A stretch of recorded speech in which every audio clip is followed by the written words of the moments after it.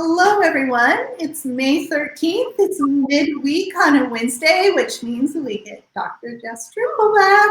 She always has wonderful information for us. Welcome, Jess. Thank you. Thank you. Yes. Again, if you guys don't know me, I'm Kelly Baltzell. I probably should mention that in there. CEO and owner of Beyond Indigo Pets. But Jess, you have our news item today and our tip today. So we're just going to kind of do both in one, and you're going to kind of go from one to the other. So take it away. Thank you. Thank you. Yeah, Wednesdays are telehealth day, so you guys get to listen to me talk about the thing that I can soapbox on for about 4 hours, but instead you only have to listen to me for about 10 minutes. But this first one I'm really excited about. So AVMA and AHA are getting a group of practitioners together in early June to basically put bright minds together and create best practices and forms and documents and sort of rules and regulations and anything that we think might help practitioners better implement telehealth, telemedicine, virtual care, connected care into their own practices. So thankfully, I get to be a part of this group. I'm very, very excited to get to be on the ground helping to develop these out. And the other people that are on this team are all veterinarians or practice owners who have had, at this point now, years of experience delivering telehealth to their own clients. And so we'll be doing this in early June. We'll be creating an entire document that I expect will be quite long, all about best practices and guidelines. So I would really encourage you, if you have lots of burning questions or things that you think need to be covered in that. Since I'm a part of the group, you can always reach out to me. Otherwise, hit up AHA or AVMA. And we are going to be striving to cover all of these things that veterinarians need to know to better implement and be successful with telehealth. Because we're at the state right now where a lot of practices have implemented it.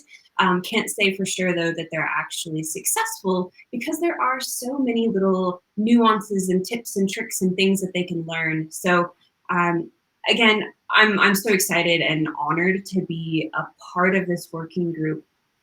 And then as these results come out, hopefully we'll still be doing this and I'll be able to share them with everyone here and really help to improve the profession and improve telehealth in a pretty major way by getting all of this information out for free to all of the practitioners. So, be thankful that AVMA and AHA are getting together and they're funding this. Shoot them a thank you because I think this is going to be just huge for our profession. So exciting news for me and for everybody else who's struggling a little bit with telehealth. And we can pop on to the tip now. So to be or not to be on demand, it's a really interesting question. And there's a lot of veterinary practices that I found that they think that when they provide telehealth, they have to be on demand. They have to be available when somebody wants an appointment. And I think at this point, most have found that the opposite is true. You can fit in telehealth appointments anytime you want to, anytime that the clinic is slow. However, on-demand access to your team is an incredibly valuable service for your clients. So with Fuzzy, we provided all of our telehealth on demand, and we were available from approximately 6:37 in the morning to about 8:39 at night. And we found that the majority of people wanted to talk to us still during the business day. And so those times that our clinic wasn't actually open, we had usually just a single staff member who had their phone and was just chatting back and forth on those other hours. And so having a knowledgeable staff member, because we primarily utilize technicians or unlicensed technicians, so very, very experienced assistants who knew how to triage cases and knew how it worked. The fact that we had somebody with that knowledge available for our clients before and after clinic hours it was an incredible exercise in building trust and relationships. And to be able to help those people when we weren't open and tell them, yes, let's get you an appointment when we're open, or no, you need to go to emergency right now.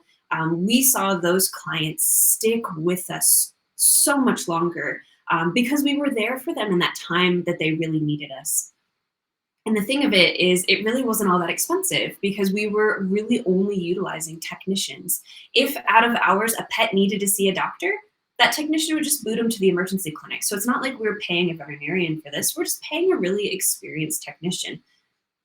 So if you have a tech that can swing it, I'd really encourage you to at least, give it a try. And it doesn't necessarily have to be phone calls. It can be live chat. It can be email, whatever your clinic prefers. But that quicker access to care, it's not just building the trust with your client, it's also improving your patient outcomes because you're catching those symptoms that much faster. And our newer pet owning generations, and we know that millennials, I believe, are the current biggest pet owning generation, with the Gen Zs catching up very, very quickly. They all sort of expect some sort of access to on-demand care. I can call up Uber Eats and have food here in 30 minutes. I can get on Doctor on Demand and have a telemed visit in 20 minutes. People are expecting the same for their pet's health. So it's something to think about. And if your clinic can't provide it, the other great thing is a lot of these new telehealth platforms are providing it for you. So Pet Triage does it, Guardian Vets does it. There's multiple other platforms that are just right on that verge of doing it. They're hiring teams to be able to provide third-party on-demand service as a part of your regular telehealth platform. So you can provide video telehealth all day long. And then in your out of hours, you can have a member of your telehealth platforms team answer those questions and sort of triage and decide whether or not that's something that needs to go in or not. And these are all skilled veterinarians, technicians, licensed staff members. So you should feel very comfortable utilizing those services and knowing that your clients are still getting really good medical advice. But regardless of if you choose to do it yourself or bump it off to a telehealth platform, it's time to start thinking about whether or not this is appropriate for you. And if you're a single doctor practice where you are the one answering all of those calls and you're getting, phone calls at 9 p.m., boy, this can really improve your work-life balance by pushing those things off to somebody else who can do it and then, get your evenings and weekends back. So I'm a fan of on-demand if you can swing it. I do think that we will see this be a bigger and bigger trend through the future. And I think that the clinics that pick it up the fastest will ultimately be just that much more successful because you are building that relationship with your clients. So think about on demand this week. That is my my tip of the day. I love it, especially like right now, we had the crisis. Everybody's adapting in March to the crisis, right? And then April was kind of like, catch your breath, figure out, maybe have a little bit more idea and processing time. And now people are kind of like, we're getting kind of used to this. I'm not sure that people necessarily like it, but we're getting used to it, right? Like, I'm not going to say anybody's like, yes, let's have this for the rest of our life. But we're adapting, right? We're getting more fluid and we're more adapting. And then with that, new protocols are being placed, right? So if you're on demand, that's almost like a new protocol. What do you do? How do you handle it? How do you do these new behavioral patterns? And we're all shifting more. I mean, I was reading major corporations are deciding, they kind of like people working from home. And, they're going to give up their corporate leases and only have a little bit of a footprint in a commercial space. So now these people are at home, right? Which then when they're at home, they can be contacting veterinary hospitals easier because they're not in a workplace environment where, they get kind of outed for not doing non-work things, right? Yeah. So I can see this becoming a more of a discussion play as overall globally our behavioral patterns change as a workforce. Yeah. Right? In an aggregate whole, not a micro whole, but an aggregate. what does that mean for all of us, like our behavioral changes as a society? Mm-hmm. Yep. It's interesting, you know, a lot of these corporations really encourage their employees to utilize a telehealth service over a doctor visit, primarily because it's shorter, it doesn't take them away from work quite as long. Okay. And we're seeing that too with some of these corporations offering pet insurance. Some of these pet insurances also offer like nurse lines for their pets, and they found that those employees miss less work because those pets don't necessarily have to go to the vet as often or as quickly, because they can just jump on the phone or jump on their app and have that conversation. So we're seeing more of these pet services offering on demand getting sucked into employee benefit programs because it's limiting the amount of time the employee has to stay away from work for their pet's healthcare.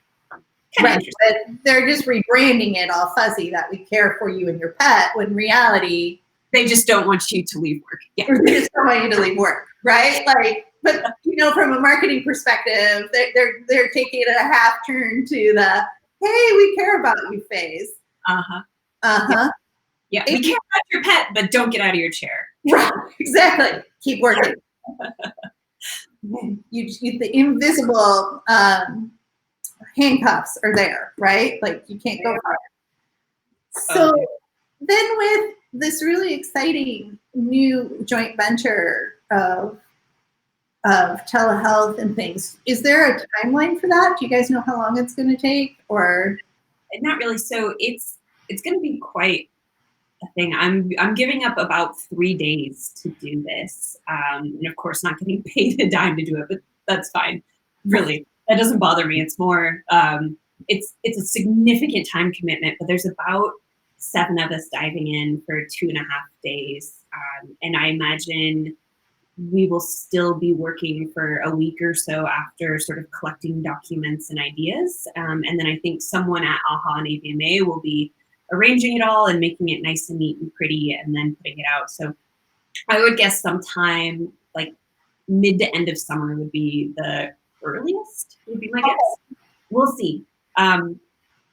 They brought this together pretty quickly, which is awesome, but also like it takes time for these things to get arranged. So yeah, I'm glad it's happening. And we just have to stay fluid, right? Because again, then there's a world of events that are out of our control too. So we just don't, you know, we don't know, right? We just don't know. Yep, absolutely. But very exciting, very exciting. I look forward to seeing what you guys come up with. It'll be fun. Yeah, it's a pretty spectacular group of people, and I think between them all, there's probably hundreds of thousands of case experience in there. So it should be a really fantastic outcome. Well, the other fun thing is it's your birthday today. It is, yes. Happy birthday to you. I hope you celebrate it and fulfill your soul with happiness. Heading to the mountains, hopefully getting some good hiking and soak up some sunshine. My husband laughs that I need my solar cells filled regularly, so I gotta get out and bask in it a bit. Yeah. I do that every morning I possibly can, so I understand exactly what you're saying. So happy birthday. Thank you. And we'll see you next week. Sounds good. Enjoy the rest of your week. Thanks, you too.